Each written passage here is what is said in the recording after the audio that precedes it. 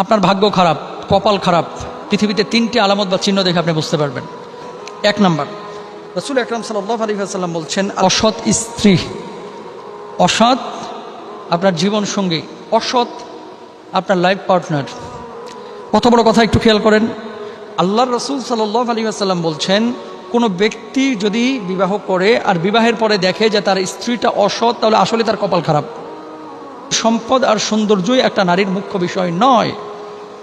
বলে হাসাবিহা, বংশমর্যাদাও তার দেখতে বলা হয়েছে। বলে দিনইহা, তার মুখ্য বিষয় হচ্ছে তার দিনদারিতা, ওই নারীর মধ্যে দিন আছে কিনা। যে পুরুষকে আপনি যে লাইফ পার্টনার বানাচ্ছেন, যে পুরুষকে আপনার জীবন সঙ্গী বানাচ্ছেন, সেই পুরুষ সৎ কিনা। 1 নাম্বার। 2 নাম্বার, আল্লাহ রাসূল সাল্লাল্লাহু আলাইহি ওয়াসাল্লাম বলেছেন, অল মাসকানুসু, খারাপ বাসস্থান যা রয়েছে।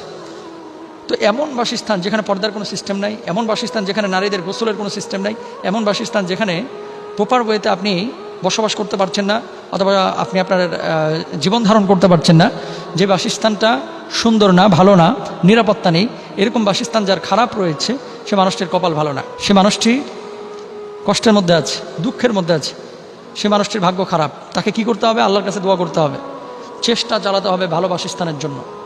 যদি চেষ্টা করেন, আল্লাহ তাআলা নিশ্চয়ই ব্যবস্থা করবেন ইনশাআল্লাহ তাআলা। তারপর আসেন 3 নাম্বার, কপাল খারাপ বোঝার আরেকটি উপায় বা আলামত আল্লাহ রাসূল সাল্লাল্লাহু আলাইহি ওয়াসাল্লাম বলেছেন, ওয়াল মারকাবুসসু, অর্থাৎ অনুপযোগী বাহন। এটা মনে হয় আমাদের বাংলাদেশের অনেক মানুষেরই রয়েছে।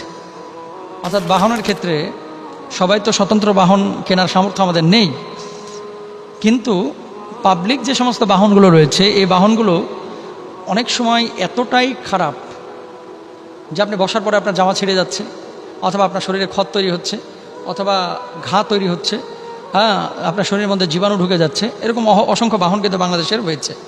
তো এগুলো কিন্তু খারাপ লক্ষণ, এগুলো ভালো লক্ষণ না। চেষ্টা করতে হবে এবং আল্লাহর কাছে প্রার্থনা করতে হবে। মনে রাখবেন।